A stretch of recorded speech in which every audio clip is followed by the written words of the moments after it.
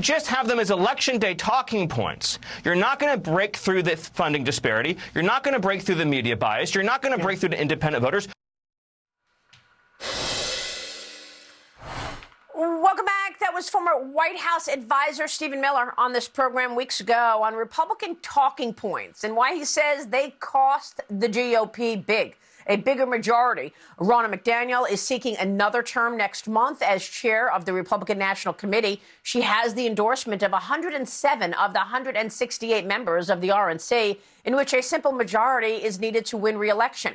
The support comes despite the lack of an expected red wave in November's midterms, with McDaniel overseeing Senate losses in those key battleground states, as well as losses in a number of pivotal governor's races. While Republicans did win the House, they did it by a smaller margin than projected. Joining me right now is the chairwoman of the Republican National Lawyers Association. Harmeet Dhillon is here. She is challenging Ronna McDaniel for the chair of the RNC. Harmeet, thanks very much for being here. What are your plans to take this? Well, thank you for having me, Maria. First of all, she had 107 on her list before I entered the race, and actually those numbers have dropped significantly, and I went from 0 to several dozen just in less than 2 weeks. So it's been very encouraging to see the support amongst members for change. But I think stepping back, the chair has had 6 years of leadership, and in those 6 years, we have successively lost the White House, the Senate, and the House, and now barely performed in this promised red wave. And so I think it's time to thank her for her service and move on and try something different. And that's what I offer.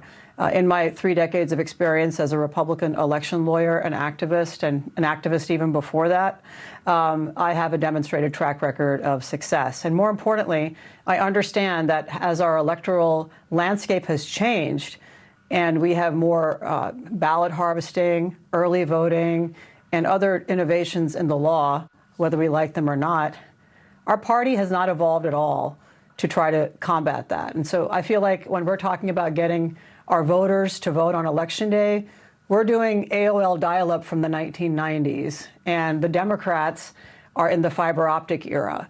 And so what I would do is bring our party into that era. I also think that some of the failures that we've had, Maria, have to do with really poor and reactive messaging, despite the fact that we spent hundreds of thousands of dollars on fancy messaging experts. We've been really playing catch up with the Democrats and letting them set the agenda. So we don't need to do that. We need to have our own clear talking points and messages that are independent of any candidate or any particular interest, and really be leading and inspiring today's Republican voters who are different than the Republican voters of 20 and 30 years ago. And so if we don't change and adapt, Maria, we are simply going to die as a party, and our country can't afford that. So outside the RNC, there's been a huge groundswell of support for my candidacy, including from federal elected officials. And so I feel like with 6 weeks left to go, we have plenty of time to message and make sure that everyone understands what's at stake here. What's at stake is the future of the party. Super donor Peter Thiel was interviewed recently. He said that the U.S. midterms were a depressing disaster for Republicans. And I just do not understand how it is possible that the GOP hangs on by a hair of a majority in the House and loses the Senate, given the fact that the reality of this agenda, the Democrats' agenda, has meant a fire everywhere you look that needs to be put out. Wide open border, crime spiking, inflation at 40-year highs, not to mention clear abuse of power with the FBI, CIA collusion with social media companies and the general media.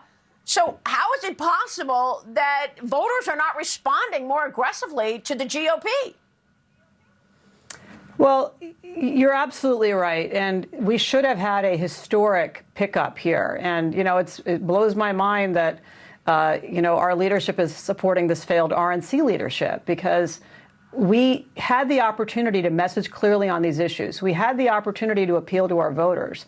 We had the opportunity, after learning from the 2020 midterms, how the Democrats changed the rules and used all these new methods, ballot harvesting, early voting, and really just, collecting people's ballots, not focusing on emotionally appealing to voters for Election Day. We did not do any of those things. We didn't emotionally appeal to them very well. We did not have candidates that fit the districts. We allowed Democrats to pour hundreds of millions of dollars in dark money spending into our races to define who our candidates were going to be. We had no plan to combat that, and I don't think we have a plan under the current leadership for the next 2 years, and that's a presidential cycle. And so unless Republicans are addicted to losing and want to continue losing, we must make changes in our leadership. And I can't vote for the leadership of the Senate or the leadership of the House, but I can vote as a member of the RNC for changed leadership there. And again, this is not about a personality. This is about what we did for the last 6 years has led us to this disastrous place. We must do something different. And I have a specific plan on how to do that. I've shared that with the members, and I've been talking about it all over the place. And, outside the RNC, tens of thousands of voters have contacted our members to tell them why we need change. All right, Harmeet, we're going to be watching this. Thanks very much for being here, RNC chair candidate.